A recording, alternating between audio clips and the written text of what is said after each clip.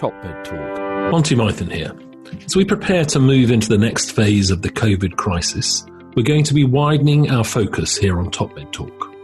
We will continue to deliver COVID-specific programs, but we all have a huge additional responsibility as we try to reboot normal services. So although this piece is not directly related to COVID-19, we believe it's information that is crucial to the bigger task of rebuilding the healthcare system as we learn to adapt and live with this new virus. Thank you to our sponsors and to you, our listeners, for helping us to share this important information. So we're going to introduce our next speaker, Dr. Lee Fleisher, who is from the University of Pennsylvania, and he's going to be talking to us about the Brain Health Initiative, which came through the American Society of Anesthesiology. Thank you, Lee. Great, and I'm also going to be talking about POQI, the POQI on Delirium, as well as what we can do tomorrow, and that's one of the questions. Yesterday in TRIPOM, we talked about choosing wisely, and there's actually an initiative ongoing right now, and using the Choosing Wisely framework are what are the 5 things you can do to implement in your hospital tomorrow, and we're actually getting an international group to identify those 5 things, and we're hoping at the World Congress next year to actually integrate with other societies throughout the world. This is important, this idea, and you've seen this, the idea of how many older adults, and we now call it older adults in the United States, are actually undergoing at least one surgery. And because of that marked increase of the baby boomers and the ability to live longer, we heard this morning about the number of individuals who will undergo surgery in that last year of life from Evan. There's the idea of really the vulnerable brain. And from our perspective, the idea of the developing brain, which has not yet been the focus, that's the smart tots and a lot of the work that they've been doing. The post-operative delirium, which we frequently say is an acute brain failure, this fluctuating consciousness. And one of the key things when we talk about the data in this space is whether or not it's actually hyper or hypomanic delirium. That probably about 50 to 70% of the delirium would not go at all recognized. In fact, it's the ideal patient to send home because if you ask them, they're totally confused, but if you look at them, they're totally quiet. So to say we don't actually have delirium may not be as effective than if we did something like the CAM ICU or the 4AT or any of the other ways to assess delirium. And what's become much more popular now, Liz Everett and others wrote a paper published in 5 journals, is this idea of a nomenclature of post-operative neurocognitive disorders or brain fog. And I usually like to start with a quick story. There are actually 2 here. This is Irv. Irv sent me this letter, which, as the chair of anesthesia, you never like to get, in which he said, he experienced several instances of hallucinations. The nursing staff, of course, attributed it to anesthesia. What else would they attribute it to? And that something is amiss at my hospital. He actually talked in the letter about a friend of his who had sexual hallucinations while in the hospital. So there were 2 stories in one, and I'll let Irv describe it in his own words. And suddenly, the room turned on a 45-degree angle. My bed was suspended from the wall. They were sitting down near the floor. The television was on the floor. I knew I was hallucinating. You know, these are the patients that we worry about and that we clearly need to do better. And what was interesting is he went home. It happened again at home. It happened about 50 hours, and we asked him when he finally got good sleep. It was about hour 72. So it's something we need to think a lot about. We know delirium is quite common. It can occur from 13 to 50% of non-cardiac surgical cases. Delirium in total is attributed to a lot of healthcare resources. 164 billion, that's not just surgical delirium or post-surgical delirium. That older adults, and I'll come back to this concept, It occurs much more frequently. But Sharon Inouye, who's sort of the guru in this space, has said 30 to 40% is actually preventable. So that's actually been the priority of lots of societies recently. The focus of the ASA is not only on delirium, but that long-term cognitive disorders. What's interesting is if you actually look at the implications of delirium, and certainly we've had a lot of focus with ERAS on reducing complications, and that if you have complications alone, it increases length of stay, it increases 30-day readmission, but delirium alone also increases length of stay. It can double it. It can increase discharge to what they say is institutional discharge, so to a nursing home, and the combination of the two profoundly affects what happens to our patients post-operatively. This is just an article that I think has caused a lot of change in what's happening at our centers in the U.S. This ran through Kaiser Health News. So I frequently now have patients come in and say, am I going to be the same after surgery? Can you make sure that my brain health is protected? And I'll talk about what I think will happen over the next several years because of some work of what's called AARP, which in the U.S. is the Association of Retired People. Almost everyone over 50 gets a card because it's a discount card, and that, in effect, they have a newsletter that goes out to 30 million individuals, and that they are publicizing the issue of delirium as a high-priority item. And Rod Eckenhoff at my institution talked a lot about this, and that patients aren't able to do some of the same things they did before they went to the physician. When you ask patients and their families what they care about, they're very concerned about the issue of their brain health post-operatively. They're concerned about their independence, they're concerned about their mentation, and they're concerned about their money. Those are the three things that we hear, at least in the U.S., of that security. I questioned the surgeon, and I said, well, I feel fine physically. This is Kathy. But I feel like I have memory fog. And he said, yes, I've heard this from some of my patients, and it appears that it will clear in about 3 months. And I said, well, thank you. It was really nice to be validated. So, however, mine didn't really clear until about 4.5 months. I also had a procedure 6 months ago. Not surgery, but I did undergo a procedure where there was anesthesia used. And that procedure was a heart catheterization. And I experienced the same thing, but it only lasted about a week and a half. So the interesting thing about Kathy's story is a couple. She said she needed to be validated. So in fact, when she went back to her normal routines, she is a standardized patient. I don't know if, I assume you do those here too, for the medical students, in that she teaches medical students how to do exams. And she's also a bridge player.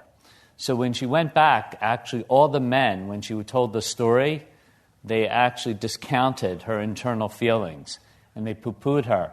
Once the article came out in the Washington Post, they actually said, it happened to me too.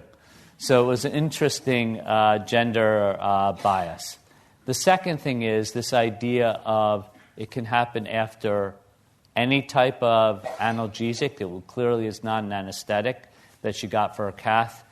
But in fact, that Lars Eriksson has recently shown in a study in Scandinavia that it's just even the hospitalization that has this effect. So it may be that anesthetics play a very small part in what's happening to them, but it still contributes.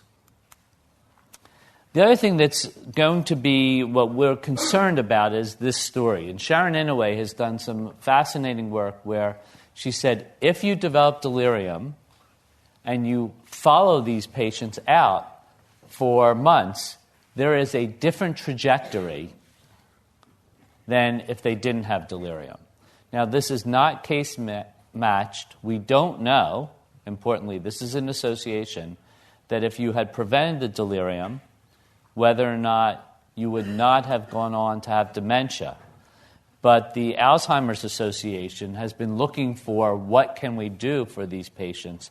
And the question now is, if we have focused interventions that reduce delirium in the hospital, will that be one of the interventions that affects long-term trajectory into dementia? So that is probably going to be coming out as a focused question over the next 6 to 12 months. So we got together with this consumer health group, which we thought was critically important, and they have a global council on brain health. There's going to be a publicly facing report that will come out sometime in the next 6 months. The meeting is at the end of this month with people from throughout the world, and how do you address and how do you prepare yourself as you're coming in for surgery to reduce that risk of delirium.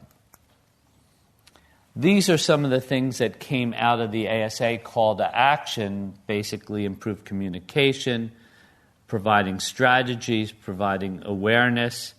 There should be a campaign and educating funders to actually fund a lot of this work. But I'll really go on to some of the things that we can do specifically tomorrow, as well as some of the issues with the POQI. So one is actually some form of cognitive screening. This is work from Deb Coley that was published with this nice infographic in which she showed that you can do a simple mini-cog, asking to draw a clock face, 10 of 2, asking a couple point recall, and if you have 3 or more points, then those are higher risk. Now, for anybody who knows Deb Coley and the Brigham, they say we are in Boston, so we actually, in West Virginia, or Kentucky, you may have to start at 65, but in Boston you start at 70 because they have a higher educated population. But that would come from an institution in Boston. But you can decide locally what you think should be the cutoff to start doing these type of tests. And in Philadelphia, we're going to actually start at 65 in asking individuals key questions to identify the high-risk subset. So these are the POQI recommendations, and we spend a lot of time. You may remember we use grade. So is it a strong or weak recommendation? And grade D means that we're not sure about the point estimate. We're not sure about the quality of the evidence, and it's sort of a lower grade. But we still recommend that hospitals and health systems develop processes to reduce the incidence and consequences of delirium. A little bit of mother and apple pie.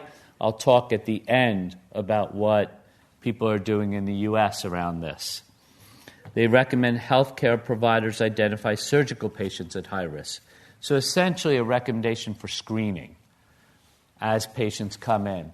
And lastly, they actually be informed of that risk. A little bit more concerned about what would they do if they're informed. But in fact, having family more aware, the caregivers, that in the hospital, helping them orient their family members, and at home, really assessing whether or not they've come back to baseline. Because certainly we know that patients will go home, they'll drive, they can get into accidents, they can get scammed, these older adults, if they're not back to normal. This again is the clock face, and this just shows one perioperative period that Deb Coley again did this very nice study showing that post-operatively patients lose their higher cognitive functions. Now, the question of what can we do in the operating room, there's been a lot of debate, and this was quite vociferous at the POQI meetings, about whether or not you do intraoperative brain function monitoring, intraoperative EEG. There's very nice work from the Mass General showing that if you that those patients who have a higher incidence of burst suppression, not a BIS number, but actual burst suppression, longer burst suppression, they have a higher incidence of delirium. The question is, if you actually intervene, will you see a difference? Or is it just those brains are more vulnerable to the effects of our anesthetics. And this was the Engages trial, published by Michael Avedon, was the principal investigator, the new chair at WashU. And essentially, he had two interesting findings. One is that titrating to an EEG-guided anesthetic did not reduce the incidence of delirium, but actually there was a higher rate of mortality, which was a secondary finding. It was not the primary outcome. So that needs to be explored. There are additional trials ongoing that will probably be coming out over the next year or two, many of them from the Australia and New Zealand group. The other issue is really Beer's criteria, the idea of what drugs should or should not be given. And one of the key questions I would actually ask, raising hands, how many people think diphenhydramine is used post-operatively or peri-operatively in your hospital? I can tell you the surgical house officers use it quite frequently. So we've tried to take this off the formulary. It was actually on a routine post-operative orders, and looking at these Beer's criteria drugs to eliminate, and we've focused on those agents like diphenhydramine that have the worst effects. So as far as intraoperative strategies, we recommend the use of multi-component non-pharmacologic interventions for the prevention of post-operative delirium. Minimization of medications known to be associated with the risk, and there are some data to say gabapentin is one of those agents. And there's insufficient evidence to recommend using process EEG monitoring. Now, we had two talks actually on pain today with slightly different perspectives. We've done some ethnographic discussions with patients, and at least in the U.S., we're starting to see patients avoiding narcotics because they're so afraid of becoming addicted. And then on post-operative day 2, when they're in severe pain, they finally take the narcotics again. So in older adults, I think it's really important that pain relief is the priority and that you try to avoid the side effects. But if you don't have good pain relief, these patients will become delirious. We also, as far as POQI 6, there's insufficient evidence to recommend any specific agents. Insufficient evidence to ask the issue of a regional neuraxial block. That's some work from Fritz Sieber, in which he showed that particularly when you do a block, most people have some sedation alongside this. And remember, it may be the hospitalization itself that's the major contributor to these issues. So he found no difference. There's the REGAIN trial that's also asking this question that hopefully will give more information. As I said, we recommend optimization of postoperative pain control. That's the highest priority. You may be opiate sparing, but again, if they're in a lot of pain, that will increase the incidence of delirium. And essentially, there's been a lot of trials asking prophylactic, ketamine, clonidine, other agents, and we did not find any evidence that anything particular works. This was an interesting perspective written by a nurse, as you see, about a parent and the Beer's criteria. And what was interesting is how many family members without a medical background are caring for their elderly loved ones and are unaware of the problem. They don't know about the Beer's list, which is actually from the American Geriatric Society, and they really rely on us to try to prevent giving the wrong medications. The key thing that really helps the most is something called the HELP program, the Hospital Elder Life Program, and it's really the idea of returning sensory aids, whiteboards with information, clocks, bedside presence of the family. If they have TVs in the room, putting on programs that they know are actually at a certain time of day that might help orient them. In my home, it's House Hunters International at 10:30 at night. So doing something like that would help orient our patients. This is a new initiative that's coming out of what's called the Hartford Foundation, which focuses on healthcare for older adults, the Institute for Healthcare Improvement, and the Joint Commission in the United States, our accrediting body. And it's the idea that our hospitals need to be age-friendly. We've had this debate a little yesterday. And it's the idea that we need to keep them mobile, mentating, worry about their medications, and find out what matters to them.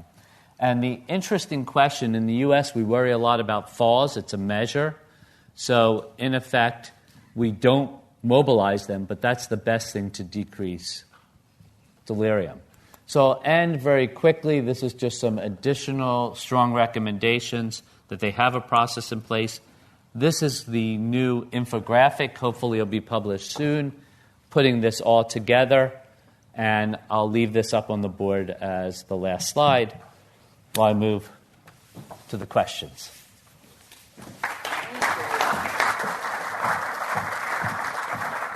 Thank you very much. Great presentation. We've heard a lot about brain health. Actually, on Top Med Talk, we've sat down and talked a lot about it. We can find numerous conversations. Yeah, it's very important. It sounds like you guys are doing a lot of collaboration with the Brain Health Initiative and looking at groups. What are some of the other multidisciplinary groups that you guys are working with or trying to bring in? Well, the American College of Surgeons is already doing this. We're hoping worldwide, as Mike said, we'd love other colleges throughout the world. But I think the key thing is that we have to engage the caregivers. Mm-hmm. So we have to go out to the consumer groups to actually say that there's an educational channel out to them, which I think is as important as what we do as healthcare providers. Okay. And, you know, the other issue, I don't know in the hospitals in the UK, but there's a misconception that if you fall, you have to measure it and report it to the hospital and it has a negative consequence. Falls with injury is something we should worry about, but walking people, even if they fall to a knee for a short time, is the best thing you can do. Is there any curriculum that's being developed for our trainees, our junior doctors and nurses? It's a good question. I know the ASA is, Committee on Geriatrics, is developing at least a series of interviews. Michael Avedon was one of the first for podcasts, but something we have to do next. Yeah. They're supposed to work on it. So we're going to quick fire questions because we've only got about 5 minutes. What's the evidence that dexamethasone 4 milligrams IV for POM-B prophylaxis increases the risk of delirium or POCD? We looked at all those trials, and that's why the evidence was nothing prophylactically had made a difference in the trials. So we know things that exacerbate, but we don't know anything that protects. Is there prehab for the brain? That's one of the interesting questions. If you look, the Global Council on Brain Health yesterday said they came out with new guidelines. Certainly none of the supplements seem to work. There are experiments about whether luminosity or any of those brain rehabs. But believe it or not, we actually do believe that classic prehab that you've been discussing for the last 2 days is probably the best thing you can do for the brain. It's actually exercise, walking, all the activities you would do for functional status. Protects the brain. Are there any scoring systems addressing risk of never returning to independent living? Not that I'm aware of. Are you? Not that I'm aware of. Yeah. Great question, though. Yeah. Do you think excessive opioid use in the elderly contributes to post-operative delirium in the susceptible? You know, it's a difficult question. I do similar things to what Evan said. I tell patients, actually to what Bo said, I set them up for expectations, opiate sparing. But I think that our desire to have patients less aware, less awake, may be something that we need to avoid and really looking for the right balance. But I certainly think that too little opioids is bad. It's the Goldilocks phenomenon. So emerging evidence from the ICU and medical ward settings that melatonin can assist in prevention and treatment of delirium, any in the peri-op setting. Did you consider that in POQI? I don't think we saw any. Tim, we didn't see any trials on that. Well, a great question. Yeah. You mentioned steroids as a drug to avoid in the post-operative period. How about introspective dexamethasone? Intraoperative. Intraoperative. Oh, yeah. Introspective is a great idea. Think about it. The evidence was, I think Michael Avedon did some studies on this too, that there's no difference.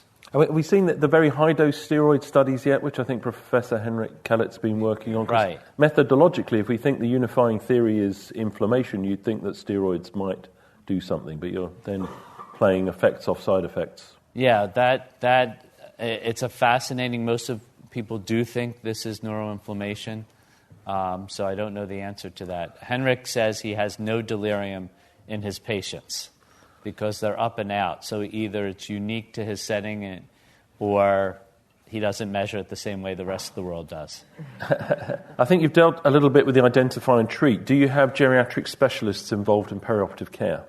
So that's an interesting question that essentially, because of this, we put together a geriatric service and trying to really focus getting our hospital to fund a multidisciplinary group to focus on the 4 M's.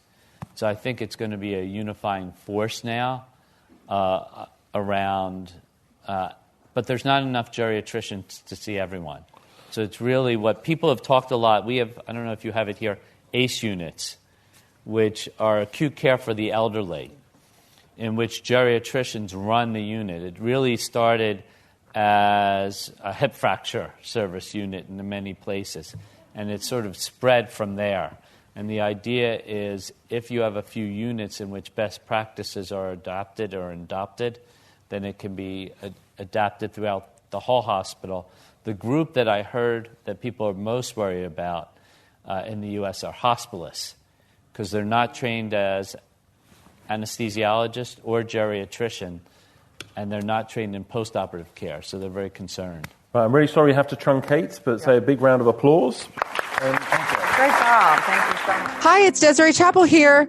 Top Med Talk is the broadcasting arm of EBPOM, Evidence-Based Peri-Operative Medicine. Most of our podcasts from Top Med Talk are either presentations from the EBPOM conference or they're interviews with people who attend the EBPOM conferences. Have you always wanted to attend an EBPOM conference, but you are unsure because of travel, accommodation, costs, whatever it may be? This year, are you planning to respect social distancing and avoid attending large social gatherings while minimizing travel? Do you want to attend one of the most important medical conferences of the year without having to leave your home? Go now to ebpom.org and discover EBPOM Live from London. Get all the latest and greatest information streamed live to your home, office, or bedroom as you attend the conference virtually. Submit your questions, network, and hear these talks before anyone else in the world. In light of the recent COVID-19 pandemic, attendance for this conference is at an all-time high. We only have some limited spaces available. Carbon-friendly conferencing is here. Be part of the most exciting development in medicine since the invention of the stethoscope. ebpom.org.